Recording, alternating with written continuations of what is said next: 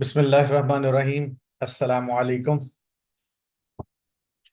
जी students, आज का जो टॉपिक है वो हमारा है जी मेमो का और ईमेल का। और इसके साथ ही हम एक और टॉपिक भी कवर करेंगे, वो है जी नॉन वर्बल कम्युनिकेशन का। जो मेमो का वर्ड है वो लफ्ज निकला है मेमोरेंडम से। मेमोरेंडम एक कंप्लीट वर्ड है, उसका मुखफ़्फ़ जो है वो हम मेमो कहकर उसको पुकारते हैं। अब हमने पहले भी एक बात डिस्कस की है कि हम एक्सटर्नल कम्युनिकेशन और इंटरनल कम्युनिकेशन करते हैं within the organisation and outside the organisation. जो within the organisation communication है वो इंटरनल कम्युनिकेशन कहलाती है। जो आउटसाइड द ऑर्गेनाइजेशन कम्युनिकेशन होगी वो एक्सटर्नल कम्युनिकेशन कहलाती है। अब इंटरनल कम्युनिकेशन के लिए हम ऑलरेडी पढ़ चुके हैं बिजनेस लेटर्स के अंदर एक सर्कुलर लेटर होता है which is used for the internal communication। जबकि एक्सटर्नल कम्युनिकेशन के लिए हम बाकी तमाम लेटर्स को, बिजनेस लेटर्स को इस्तेमाल करते हैं। इंटरनल कम्युनिकेशन के लिए हम रिपोर्ट को भी इस्तेमाल करते हैं जो कि बिजनेस रिपोर्ट कहलाती है। और इंटरनल कम्युनिकेशन के लिए हम मेमो को भी इस्तेमाल करते हैं। मेमो भी एक रिटन फॉर्मेट है जो कि एक पर्सन से दूसरे पर्सन को कम्युनिकेट करने के लिए इस्तेमाल किया जाता है। पहले जमाने के अंदर, यानी अब से जब से टेक्नोलॉजी आई है उससे पहले मेमो रिटर्न होता था। रिटर्न तो अभी भी है, लेकिन रिटर्न की सूरत ये थी कि वो पेपर बेस्ड हुआ करता था। और पेपर बेस्ड होने की वजह से वो एक विद इन द ऑर्गेनाइजेशन एक डेस्क से दूसरे डेस्क और एक ऑफिस से दूसरे ऑफिस पे ट्रैवल किया करता था with the help of an office boy और ए PN.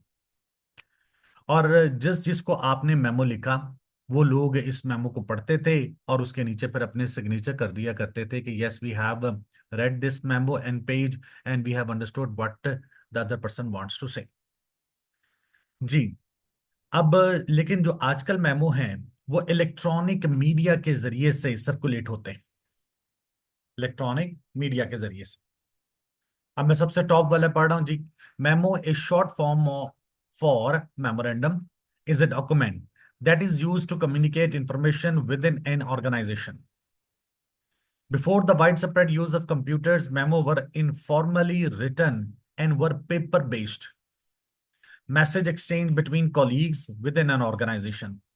Now, most memos are circulated via electronic media and are standardized as per the organization needs. अब यहां पर ये जो वर्ड आता है ना कि स्टैंडर्डाइज्ड, इसका मतलब ये हुआ कि हर ऑर्गेनाइजेशन अपने मुताबिक उसके साइज को और उसकी लेंथ को डिसाइड करती है। प्लस फिर ये भी डिसाइड ये होता है कि what you are going to write in it, it depends on your topic, how long you must require the topic must be, and what sort of elaboration is required in that memo. तो electronic media के जरिए से हम इस memo को send करते हैं। अच्छा, मेमो से आपने दो तीन लफ्ज और भी सुने और पढ़े होंगे। एक है मेमोरी का, जो कि हम पता है कि याददाश्त को कहते हैं। फिर एक है मेमोरेबल, जो कि यादगार कहलाता है। फिर इसी तरह से हम इममेमोरियल का वर्ड भी इस्तेमाल करते हैं, जिसे भुलाया ना जा सके। खैर, ये इसी फैमिली का एक वर्ड है जिसे हमने मेमोरेंडम कहा। और ये रिकॉल किया जाता है, रिमाइंड दिलवाया जाता है, बार बार अगले बंदे को रिमाइंड करवाते हैं कि किसी टास्क के सिलसिले में, किसी काम के सिलसिले में आपको बताया था, आपसे पूछा था, तो उस सिलसिले में हम उसको मेमो को राइट डाउन करते हैं। अब कहाँ कहाँ पर मेमो को इस्तेमाल किया जाता है वो अब हम रीड आउट करते हैं। सबसे पहले है जी,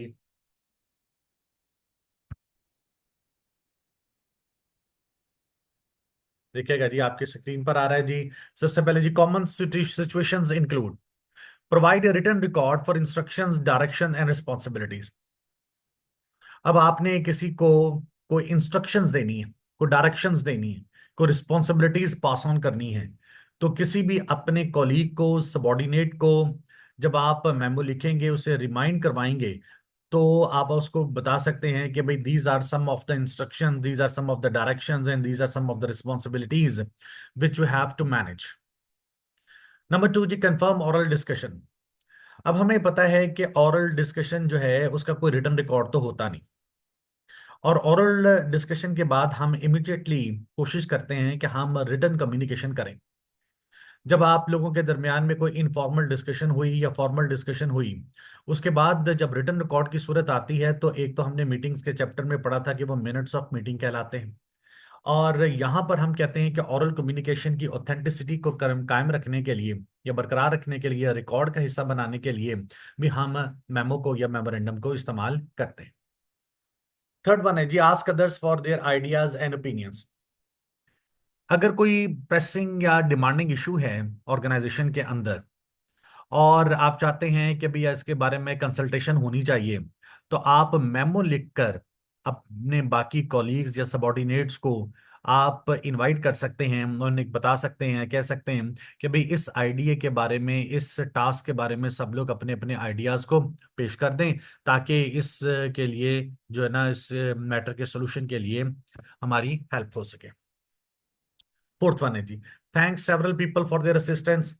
अब आपकी मदद की है बहुत सारे लोगों ने किसी टास्क के सिलसिले में, किसी काम के सिलसिले में। आप अब उन्हें मेमो लिखकर आप उनका शुक्रिया भी अदा कर सकते हैं विद इन द ऑर्गेनाइजेशन। आप उन्हें बता सकते हैं कि जी कि आपका सबका ताउन का बहुत शुक्रिया, कि that you help us a lot. फिर उसके बाद है जी रिपोर्ट प्रोग्रेस एंड। अब वैसे तो हम प्रोग्रेस रिपोर्ट को रिपोर्ट के चैप्टर में पढ़ चुके हैं, लेकिन प्रोग्रेस रिपोर्ट भी जो है वो मेमो की सूरत में पेश की जा सकती है। ये भी हो सकता है कि आप किसी को किसी से डिमांड करें कि मुझे अपने टास्क के बारे में रिपोर्ट फराहम करें। जैसे अगर आपने कोई 10-15 दिन 20 दिन पहले किसी को कोई टास्क दिया हो, और उससे कहा गया हो कि ये टास्क आप लोगों ने पूरा करना है, और आप दरमियान में कोई 5-10 दिन गुजरने के बाद फिर आप उसको रिमाइंड करवाते हैं और उससे प्रोग्रेस रिपोर्ट के बारे में पूछते हैं और उसे अपडेट लेते हैं। ये चीज हमने बिजनेस लेटर्स के अंदर फॉलो अप लेटर के तौर पर भी लिखी थी। फॉलो अप लेटर भी ये होता है कि जब आप किसी को कोई टास्क देते हैं तो फिर आप उसकी अपडेट लेने के लिए फॉलो अप लेटर लिखते हैं। इसी तरह से जब आप किसी को कोई टास्क देते हैं विद इन द ऑर्गेनाइजेशन, तो फिर आप उससे डिमांड करते हैं कि प्रोग्रेस रिपोर्ट कर, आप उससे पूछते हैं कि भाई कहाँ तक ये हमारा ये काम जो था वो पहुंचा है। नेक्स्ट है जी, circulate information to several colleagues at once.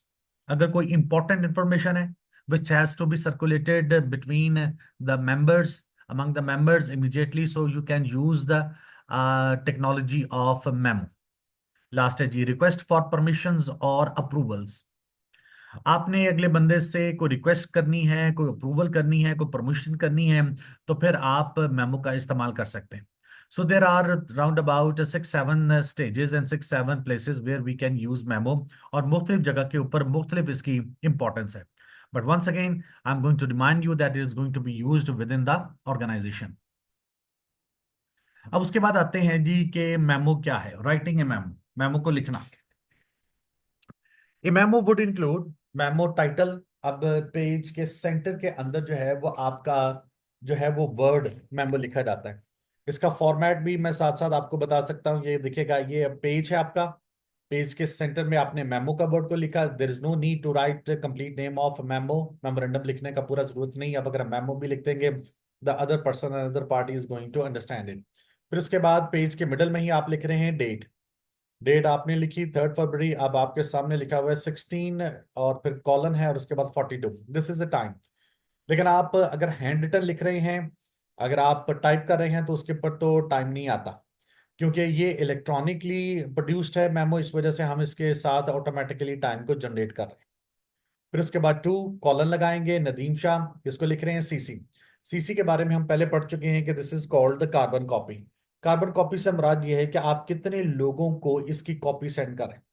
मैंने अभी आप लोगों से जिक्र किया कि आप लोग जब हैंड रिटन लिखते थे आज से प्रीवियस दौर के अंदर, तो फिर आप अपने ऑफिस बॉय को या पीएन को बता दिया करते थे कि फलां फलां शख्स के पास ये मेमो ले जाएं और इनसे सिग्नेचर्स करवा लें, ताकि वो तमाम इस मेमो को पढ़ ले। लेकिन अब ईमेल के जरिए से, इलेक्ट्रॉनिक डिवाइसेस के जरिए से ये काम आसान हो गया है, और वहां पर एक ऑटोमेटिकली जनरेटेड बिल्ट इन एक ऑप्शन आता है सीसी का, यानी कि आपने कार्बन कॉपी किस किस को पहुंचानी है, और आप किस किस को चाहते हैं कि ये वाला इंफॉर्मेशन मिले। फ्रॉम साबिर उडाल है जी, सब्जेक्ट है revised credit period for Barkers limited. अब यहां पर ये 4-5 चीजें कंपलसरी हो गई, यानी डेट, टू, सीसी, फ्रॉम और सब्जेक्ट। ठीक है, पहले अब हम ऊपर से इसका थ्योरी थोड़ी सी डिस्कस कर लें। टाइटल है जी, मेमो और inter office correspondence center at the top of the page. हमने मेमो का वर्ड को सेंटर में लिख दिया। फिर sender receiver date subject lines at the top to clarify situate the purpose of the memo.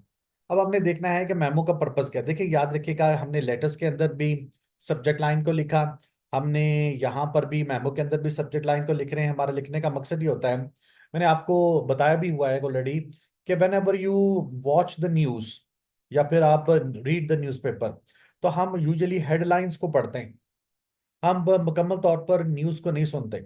हाँ, यानी हमें पता होता है कि हेडलाइंस पढ़ने के बाद या सुनने के बाद हमें तकरीबन 90% इंफॉर्मेशन जो है वो हेडलाइन से मिल जाती है, because the headlines are so much powerful.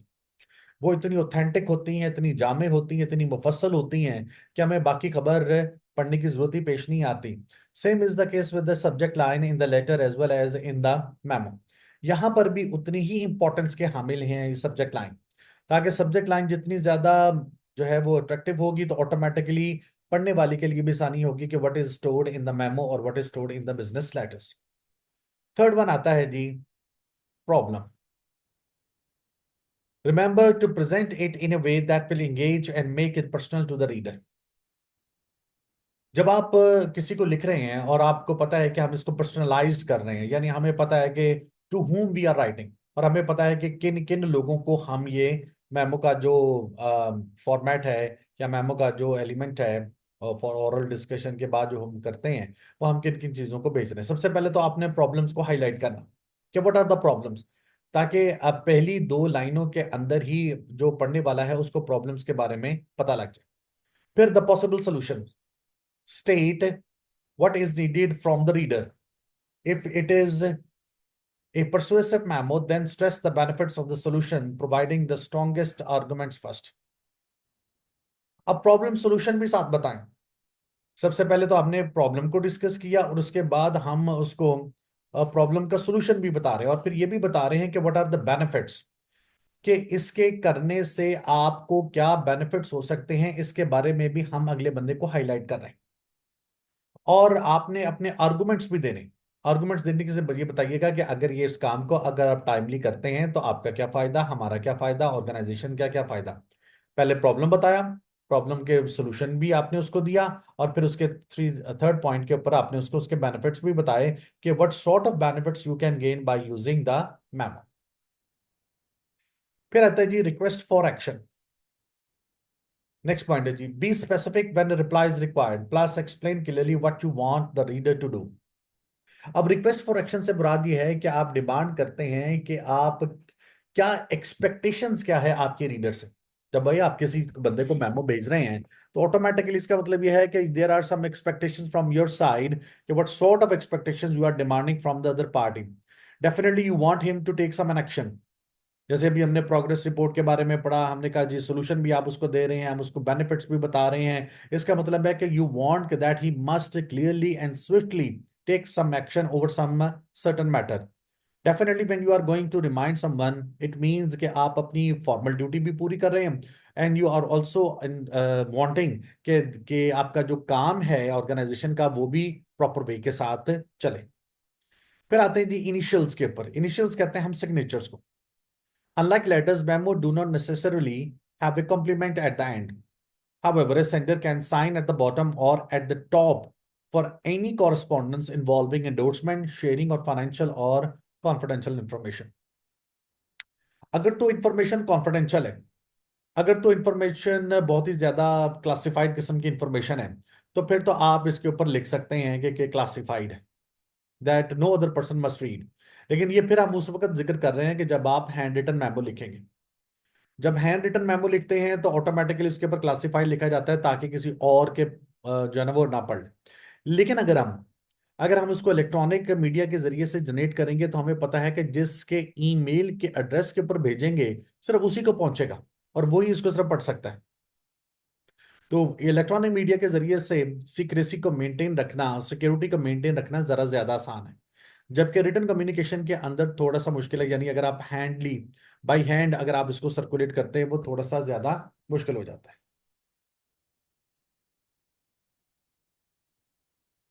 जी। अब यहाँ पर हम लास्ट में देखते हैं कि देखेगा कि क्या उसने कोई इनिशियल्स लिखे, नहीं उसने कोई नहीं लिखे। अब यहाँ पर एक और क्वेश्चन आता है कि सर जब हम इलेक्ट्रॉनिक मीडिया के जरिए से जब हम कोई मेमो को जनरेट करेंगे तो उसके लास्ट में हम किस तरह से सिग्नेचर कर सकते हैं। वैसे तो कुछ टेक्निकलिटीज हैं जिसकी वजह से हम कर सकते हैं, जो कि हमारे बेनिफिट के अंदर भी मौजूद होती हैं। लेकिन उससे इतनी ज्यादा डेप्थ में जाने की बजाय हम प्रेफर करते हैं कि हम अपना नाम लिख दें। और अगर हम नाम ना भी लिखें तो हमारे ईमेल एड्रेस से ये बात वाज़ेह हो जाती है कि वो जो है,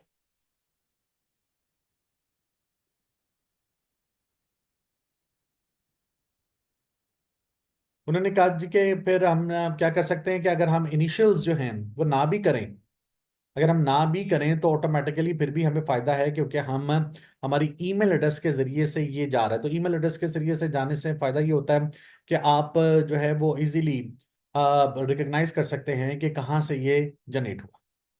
तो ये मेमो है, मेमो के कुछ एग्जांपल्स हैं वो मैं आपको लास्ट में जो है वो बता दूंगा। लेट्स सी अगर इसी के लास्ट में कुछ दिए गए हों क्वेश्चंस।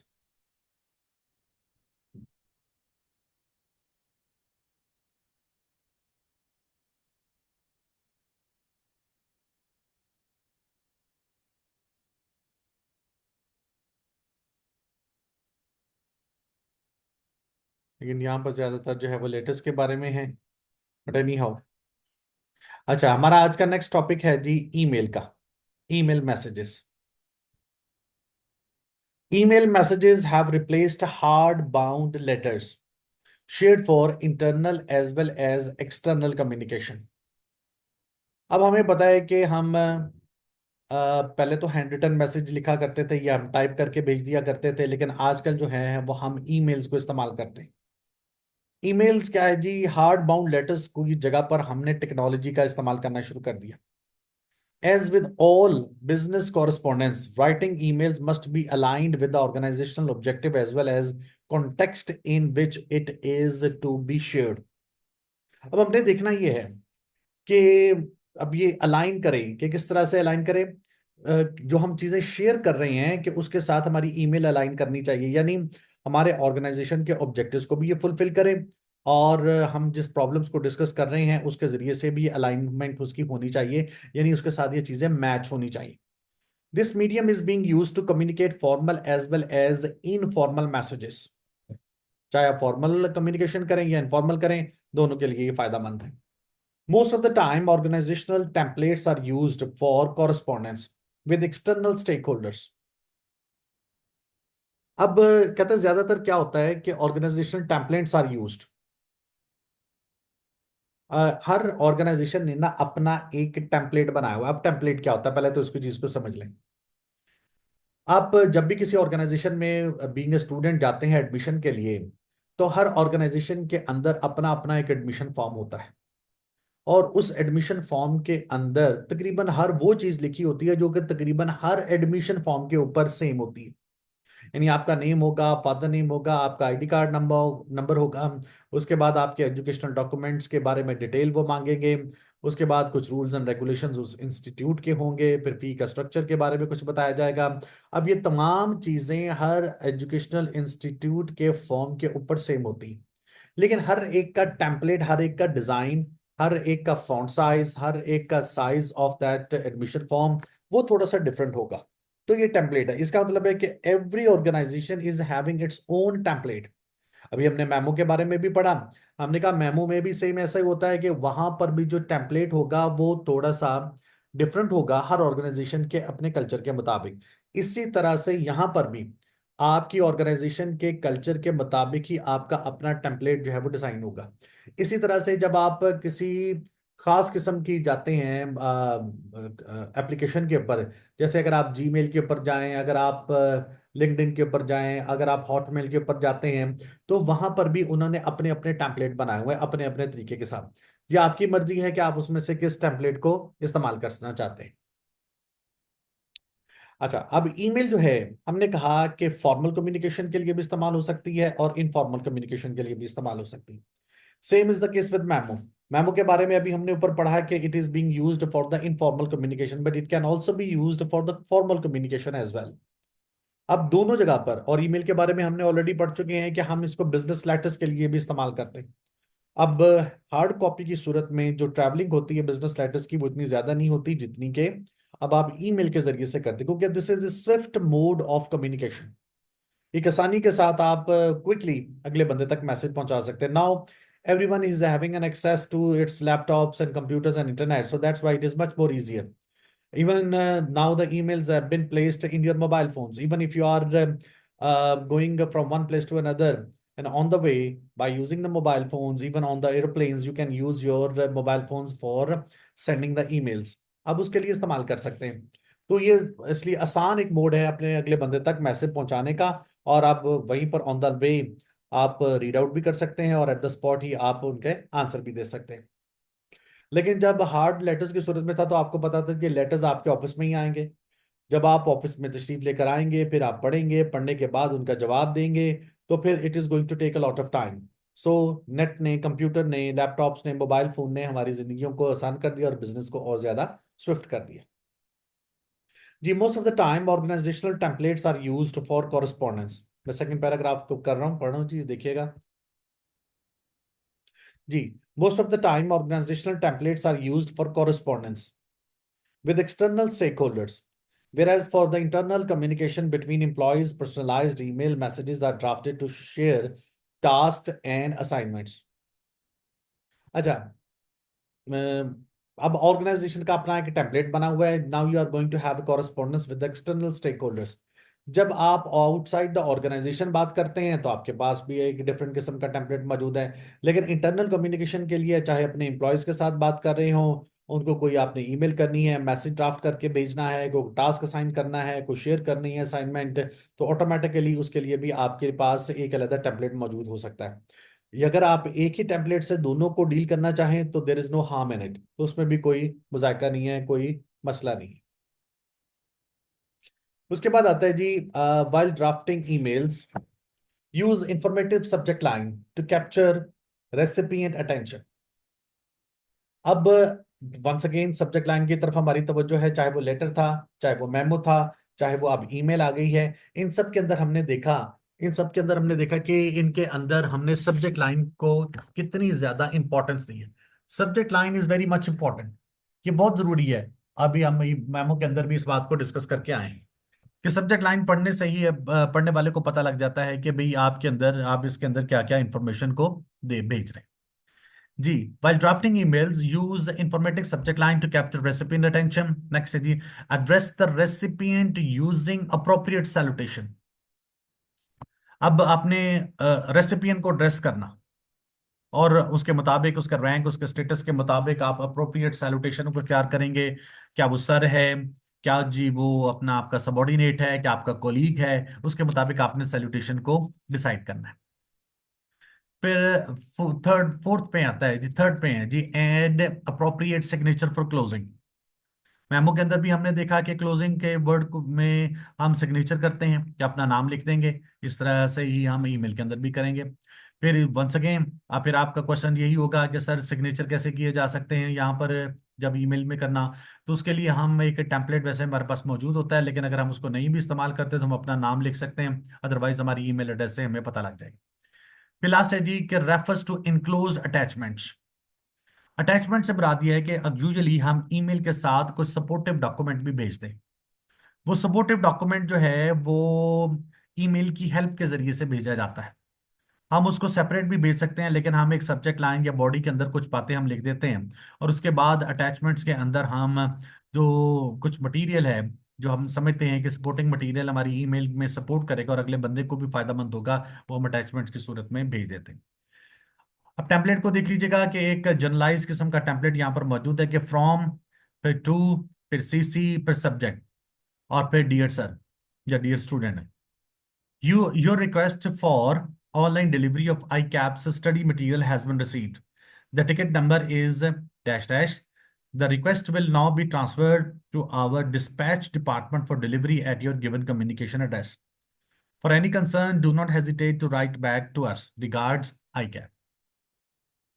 अब ये एक तरीकेकार था, उन्होंने ईमेल लिखी, फिर एक और ईमेल लिखने का तरीकेकार है, फ्रॉम टू सब्जेक्ट अटैचमेंट्स है, और उसके बाद dear concern, I have submitted my request for online delivery of the study material on October 1 and my ticket number was dash enclosed is the copy of receipt.